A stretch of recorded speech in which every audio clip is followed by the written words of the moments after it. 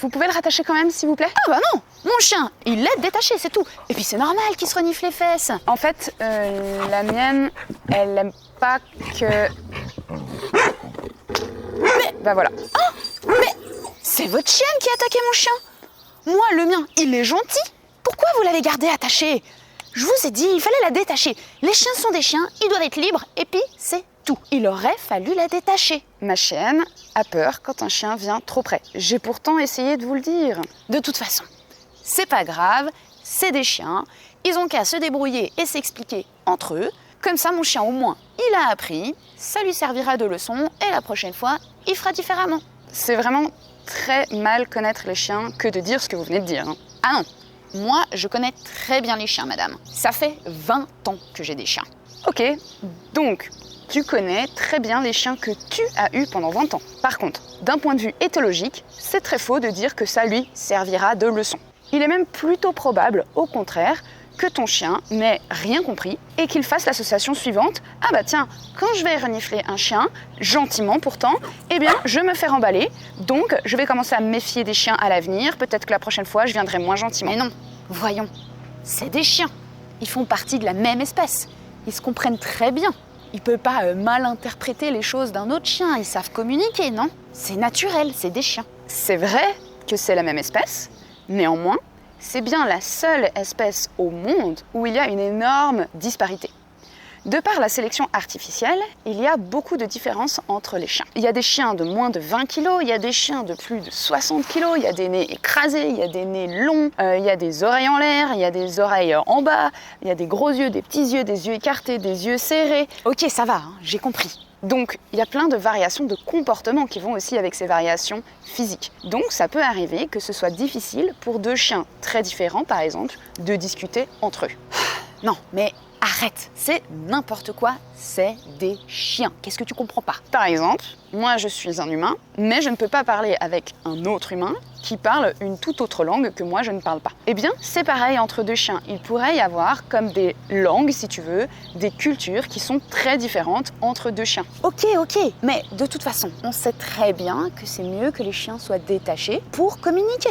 Alors pourquoi est-ce que simplement la personne en face, en l'occurrence toi, elle détacherait pas simplement son chien et puis voilà, il y a moins de risques de problème s'ils sont sans laisse, parce qu'en laisse, les chiens, comme tu l'as dit, ils sont coincés et les humains, au bout de la laisse, ils vont aussi brouiller les pistes de communication et puis du coup, ils transmettent leur peur. Après, ils peuvent aussi tirer sur la laisse, parler, etc. Et tout ça, ça pose trop de problèmes. C'est vrai que dans la majorité des cas, des chiens sans laisse vont pouvoir mieux communiquer. Et ils auront aussi moins de chances de se battre parce qu'ils ne sont pas coincés. Par contre, le problème, c'est que si ils commencent à mal se comprendre, eh bien là, les risques sont très graves. Parce que du coup, on n'a plus aucun contrôle, les chiens sont à 50 mètres. On pourrait avoir deux chiens qui se battent comme ça à 50 mètres de nous, on pourrait juste rien faire. Ou alors, un chien par exemple qui se fait courser, et puis ça part en course-poursuite et on ne peut plus intervenir alors que le chien qui se fait courser a très peur. Donc, même si c'est vrai que c'est peut-être que dans une minorité des cas qu'il y a plus de problèmes sans laisse, ça reste un grand risque. Ok, je comprends bien. Mais bon, de toute façon, moi, mon chien, il est gentil. Oui, mais comme tu as pu le voir ici, là c'est ma chienne qui a peur des autres chiens. Comme ton chien est venu vers elle, même s'il est venu gentiment, elle a réagi très fort. Et ça aurait mal pu finir, même pour ton chien. Bah écoute, moi, de toute façon, mon chien, il ne m'écoute pas. Il a pas de rappel quand il voit un autre chien. Donc, qu'est-ce que tu veux? Je peux pas le rattacher. Déjà, en général, j'ai pas de laisse sur moi. Je fais pas exprès, c'est juste qu'il a trop envie d'aller jouer. Où est le problème? J'ai un chien qui veut jouer. Est-ce que tu comprends que certains chiens n'ont pas envie de dire bonjour à tous les autres chiens? Peut-être que le chien d'en face, il a vécu certains traumatismes, qui s'est déjà fait attaquer, qui font que aujourd'hui, en l'état des choses, il a peur des autres chiens. Une peur peut-être tellement grande qu'il est tétanisé et qu'il va réagir très fort lorsqu'un chien s'approche de lui, même si la réaction n'est pas rationnelle. C'est comme quelqu'un qui a très très peur des araignées. Il peut avoir même des transpirations, des peurs d'une araignée qui est à la télé parce que c'est une phobie, ça ne se contrôle pas. Donc, même si ton chien vient avec toutes les bonnes intentions du monde, l'autre n'est pas forcément de cet avis. Ok. Mais alors, si les gens ont des chiens traumatisés, c'est pas de ma faute. Donc ils ont qu'à aller voir un éducateur canin et régler leurs problèmes. Et puis voilà, on n'en parle plus. Ou alors arrêter d'aller en forêt là où il y a des chiens. C'est vrai, Et j'espère franchement qu'ils le font. Malheureusement, ce n'est pas si simple. Ça ne se change pas en 2 semaines, ça peut prendre du temps, même avec un éducateur ou une éducatrice canin. Surtout si le chien se retrouve justement régulièrement dans ces situations qui sont de stress et que du coup, sa phobie risque de continuer d'avancer et la thérapie comportementale risque de ne jamais s'améliorer. Est-ce qu'on est bien d'accord qu'on ne peut pas interdire à tous ces chiens de sortir se promener pendant le temps de la thérapie comportementale si ça peut prendre quelques semaines ou quelques mois? Eux aussi, ils ont quand même le droit et le besoin de se détendre, de courir, de renifler, etc. Ben je sais pas moi, ils ont qu'à aller ailleurs, ces pauvres chiens traumatisés. Mon chien aussi, il a besoin de courir. Et il faut que je le détache. Il n'y a pas de raison que ce soit mon chien qui, lui, n'a pas de problème, qui doive rester attaché, parce que les autres, eux, ont des problèmes. Tu vois? Le mien, il n'a pas de problème. Lui. Alors après, tu sais, même des chiens qui n'ont pas forcément subi de traumatisme n'ont pas vraiment toujours envie de dire bonjour à tout le monde. Ça peut arriver. C'est comme moi, par exemple, dans le métro. J'ai pas envie d'aller faire la bise à tous les passagers, à chaque personne que je croise dans le métro. Il y a des chiens qui sont plus ou moins sociables. Surtout les chiens adultes, et puis aussi certaines races, style les bergers, les primitifs, etc. Ce sont généralement, bien entendu, je fais des généralités, il y a toujours des exceptions, des chiens qui ne cherchent pas forcément le contact avec tous les congénères. En fait, soit ils en ont pas besoin, soit ils aiment pas particulièrement ça. Alors quand il y a un boulet de canon qui vient leur renifler les fesses, ils aiment pas trop, tu vois. Dis-moi, est-ce que t'as déjà entendu parler de consentement? Oui, bien sûr, mais alors là, je suis désolée, je vois pas du tout le rapport. En fait, quand un chien vient renifler les fesses d'un autre chien, alors que ce dernier n'en avait pas envie, c'est super invasif. Si tu veux, pour les chiens, renifler les fesses, c'est un petit peu comme pour des humains se rouler une pelle. Donc tu vois, c'est super intimiste quand même. Donc c'est normal que certains chiens, avec ou sans traumatisme, s'énervent parce qu'en fait, juste, ils ont pas envie. Et ils peuvent alors déclencher une bagarre. C'est donc plus correct de simplement demander d'abord le consentement du chien et du propriétaire, parce que le propriétaire, en général, connaît bien son chien. De toute façon, mon chien a le droit d'être en liberté. Moi, j'ai même pas de laisse, alors de toute façon, je peux pas le rattacher. Alors, moi, je suis tout à fait d'accord, ton chien a aussi le droit d'être en liberté. Écoute, moi, ce que je pense, c'est que le mieux, c'est de garder ton chien en longe quand tu n'as pas une bonne visibilité, par exemple. Et ensuite, de travailler sur ton rappel. Et tu verras, ça te rendra grandement service si ton chien peut revenir au rappel, même s'il y a une distraction, comme par exemple un autre chien. Ça n'empêche pas de laisser ensuite les chiens jouer dans un deuxième temps, n'est-ce pas? Moi, mon conseil, c'est d'apprendre à ton chien de revenir d'abord vers toi. Donc pour cela, tu peux bloquer la longe en mettant le pied dessus, et ensuite tu rappelles ton chien et tu le récompenses vers toi. Comme ça, il va comprendre que toi aussi t'es cool, que toi aussi t'as des choses à lui apporter, des friandises, des jouets, des caresses, du social, etc. Et ensuite, tu peux t'approcher de l'autre personne avec son chien, et là vous pouvez discuter et puis décider ensemble si vous détachez les chiens puis vous les laissez jouer et interagir, ou si c'est mieux pas. Mais ça vient dans un deuxième temps. Parce que c'est aussi la vie de ne pas pouvoir jouer avec tout le monde. Surtout si celui d'en face n'a pas envie. Ouais.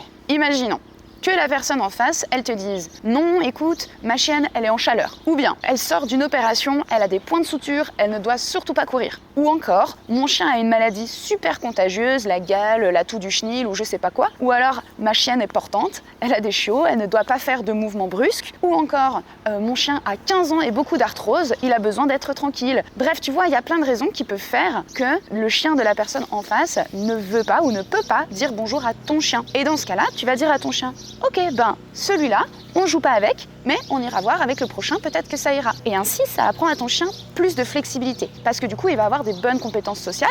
Il va savoir que des fois, on peut jouer, mais aussi, des fois, on peut respecter et ignorer. Ouais, c'est vrai ça. Le jour où Popcorn a aussi une boiterie, j'aimerais pas qu'on lui impose un chien sans lui demander, alors qu'il a des agrafes, des points de suture, qu'il doit rester calme pour pas que ça s'ouvre. Exactement. Ouais. Et tu vois, je pense que ça va avoir plein d'avantages pour toi de faire comme ça. Ça apprendra à ton chien à être plus flexible, à être capable de d'abord t'écouter et donc à ne pas dire bonjour à tout le monde d'office. On a tous, tu sais, cet ami un petit peu relou, qui parle beaucoup, qui n'écoute pas les autres, qui comprend pas quand certaines personnes ont besoin d'un petit peu de calme. C'est quand même dommage que nos chiens soient comme ça, tu trouves pas? Que ce soit cet ami un peu relou comme ça? Ouais. Tu vois, du coup, je pense que tu as vraiment tout à y gagner. En plus, tu vas gagner en complicité avec ton chien, car tu deviendras aussi une personne intéressante et fun avec qui jouer, manger des friandises, faire une partie de bagarre, une course-poursuite, etc. quand l'autre chien, lui, en face, ne voudra pas. Ton chien va donc d'abord t'écouter, tu auras un meilleur rappel, plutôt que d'être obsédé par les chiens qui viennent en face. Et ensuite, on peut toujours décider de les lâcher, de les laisser jouer, même de partir en balade ensemble par exemple, ou de discuter avec la personne, ou de faire une pause. Tous les scénarios sont ensuite possibles, ça n'empêche pas. Mais au moins, ça laisse le choix et il y a plein d'aventures et de scénarios possibles, plutôt que juste partir du principe que les chiens sont détachés et puis voilà. On peut toujours les détacher dans un deuxième temps. Alors que l'inverse, par contre, n'est pas toujours possible. Une fois qu'ils sont détachés, bien là, c'est trop tard. Donc c'est tellement plus simple et plus agréable pour tout le monde, autant canin que humain. C'est vrai que tout le monde est gagnant. Ça serait bien si mon chien m'écoutait et qu'il soit pas frustré et triste quand je l'empêche d'aller voir des chiens. Peut-être même qu'il serait plus heureux, non? Eh bien oui, il sera beaucoup plus flexible, il aura une meilleure capacité d'adaptation, donc je pense aussi qu'il sera plus heureux. Je pense que nos libertés, et donc celles de nos chiens, même si, bien sûr, elle est très précieuse, et je suis aussi pour que les chiens soient le plus détachés possible, je pense que la liberté doit s'arrêter où commence celle des autres. Les autres en face ont aussi leurs raisons et leur droit de ne pas avoir envie de subir un autre chien. Moi, quand j'étais jeune, j'ai fait subir mon chien Speedy à plein de monde pendant des années, dans les parcs, etc. Eh bien, je suis désolée pour toutes ces personnes qui se sont plaintes. Je me rendais juste pas compte en fait à cette époque que c'était possible d'avoir un chien sensible ou même une personne ou un chien qui est réactif, asocial ou blessé ou calme ou tranquille. Et maintenant depuis j'ai compris et j'ai changé. Bon aussi c'est un peu chiant parce qu'il y a de moins en moins le droit de lâcher les chiens. Alors quand on peut on en profite. Ils commencent à être interdits partout, attachés partout.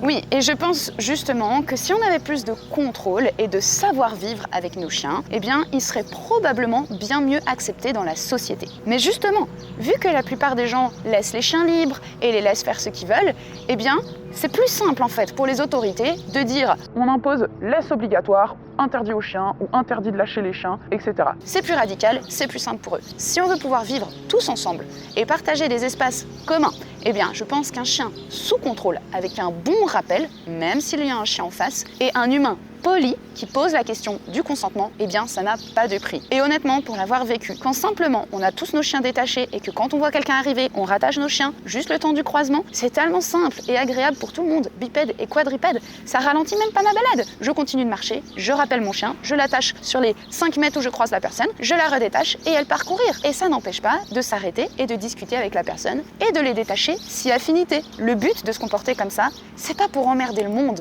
au contraire, c'est pour que les balades soient plus faciles et plus agréables pour tout le monde.